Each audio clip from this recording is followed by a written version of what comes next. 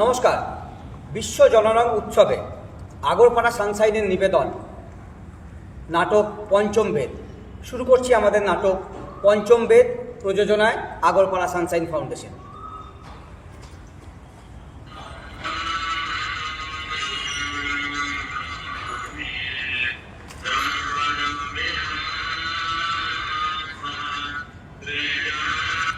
সর্বশস্ত্র সম্পন্নম সর্বশিল্প প্রবর্তকম নাট্যকম পঞ্চমম বেদম সহিতাসম করমহম। আজ পর্যন্ত তোমাদের পূর্বরঙ্গ শেষ হলো। এতদিন পর্যন্ত তোমরা যা শিখলে এখন থেকে তা তোমরা অভ্যেস করো। আর এই নতুন শিক্ষা যা তোমরা পেলে তাতে যেন সামান্যতম ভুল না থাকে।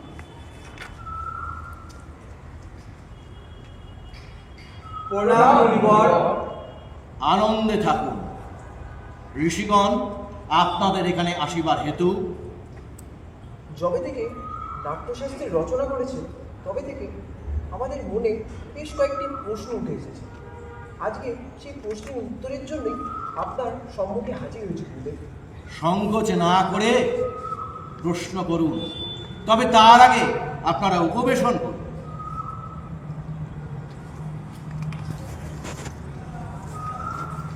গুরুদেব, এই নাট্যকলার উৎপত্তি কিভাবে হয়েছে আর এর উদ্দেশ্যই বা? আপনি খুব সুন্দর প্রশ্ন করেছেন। এই প্রশ্ন কেবল নাটক, শুধু নাটকের নয়, জীবনের সার সত্যকে বুঝতে হলে এই প্রশ্নের উত্তর খুঁজতে হবে।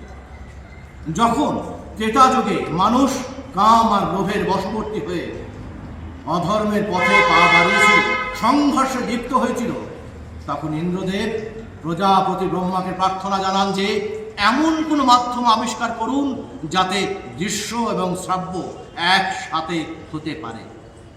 মানুষের ধর্ম অধর্ম মোক্ষ যেন ধর্মের পথে ফিরতে পারে। কিন্তু গুরুদেব, বেদ তো স্বয়ং জ্ঞানের ভাণ্ডার। বেদের মধ্যে জগতের রহস্য লুকিয়ে আছে। বেদ নিজে নিজেই এই উদ্দেশ্য পূরণে যথেষ্ট। তারপরেও আবার নাট্যবেদের কিসের প্রয়োজন? সাধারণ মানুষের মধ্যে জ্ঞান শিক্ষা ও ধর্মকে সামগ্রিকভাবে পৌঁছে দেওয়ার জন্যই তো নাটক সৃষ্টি। এই সুউদ্দেশ্য নিয়ে প্রজাপতি ব্রহ্মা 4 বেদের সব থেকে তত্ত্ব সংগ্রহ করে নাট্য বেদ রচনা করেছে। 4 বেদের তত্ত্ব, সেটা কি গুরুদেব? এই যে নাটকের পাঠটি শুনছেন তার সৃষ্টি ঋগ্বেদ, আর এই যে সুন্দর গানটি শুনলেন সেটা সামবেদ থেকে নিয়েছেন প্রজাপতি। যজুর্বেদ থেকে নেওয়া হয়েছে অভিনয়, আর অথর্ববেদ রসে পরিপূর্ণ হয়েছে নাট্যশাস্ত্র। বেদের 4 অঙ্গ নিয়ে তৈরি হয়েছে নাট্যশাস্ত্র। গুরুদেব, নাটক কি কেবল শুধু দেবতাদের জন্যই রচিত হয়েছে? না, এই প্রশ্ন দানবেরাও ব্রহ্মার কাছে করেছিলেন। তখন প্রজাপতি ব্রহ্মা বলেছিলেন নাট্যশাস্ত্র সকলের জন্য। এই শাস্ত্রে যেমন দেবতাদের অধিকার আছে তেমনি দানবের অধিকার আছে, মানবেরও আছে। সবাইকে শুভ এবং অশুভ কর্মদর্শন করানোর জন্যই এই শাস্ত্র তৈরি হয়েছে। এই শিল্প দর্শনে দুঃখ দূর হয়, ক্লান্তি চলে যায়, শোকার্ত মানুষ শান্তি লাভ করে। এই সমবেত রস ভাব শিল্প ও কার্যের সমাবেশ। এর কোনো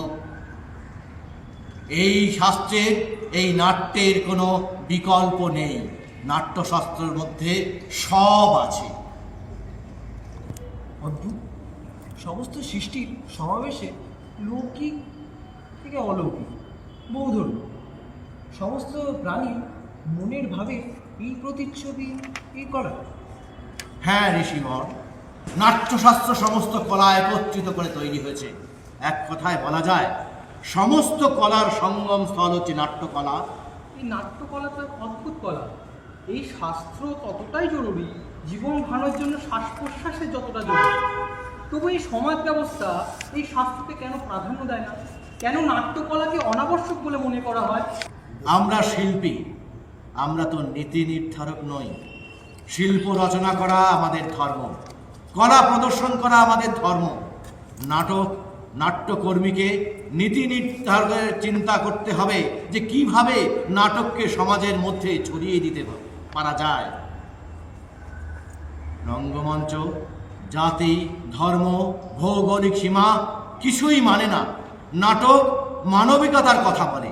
সমাজের খারাপ দিক সরিয়ে সমস্ত মানুষের মধ্যে সুস্থ বোধ নিয়ে আসতে হবে। নাট্যশিল্প এমন শিল্প যা প্রতিষ্ঠাতে এই পৃথিবীতে স্বর্গ নেমে আসতে পারে। নিঃসন্দেহে গুরুদেব, শিল্পকলা দুই সমান পশুর সমান। নিঃসন্দেহে। এই জন্যেই আমি নাট্যশাস্ত্রকে পঞ্চম বেদ নাম দিয়েছি, যাতে এই শিল্প ও কলাকারকে সমাজ তার সঠিক স্থান দেয়। পঞ্চম বেদ, সমস্ত বেদের জ্ঞান যেখানে মিলিত হয়েছে। হ্যাঁ ঋষিগণ, আমার রঙ্গকর্মী পুত্রেরা আপনাদের স্বাগত জানানোর জন্য প্রস্তুত আছেন। চলুন আমরা নাটক দর্শন করে নিজেদের চিত্তকে আপ্লুত করি। জয় হোক নবরুণোদয়, জয় জয় জয় হোক জয় হোক। নমস্কার, আমাদের নাট্য নিবেদন এখানে শেষ হলো। আজ বিশ্ব জনরং উৎসবের অঙ্গ হতে পেরে আগরপাড়া সানশাইন নিজেকে ধন্য মনে করছে। ধন্যবাদ জ্ঞাপন করছে ন্যাশনাল স্কুল অফ ড্রামাকে, ভারতের সংস্কৃতি মন্ত্রককে আমাদের এই অনুষ্ঠানে সুযোগ দানের জন্য।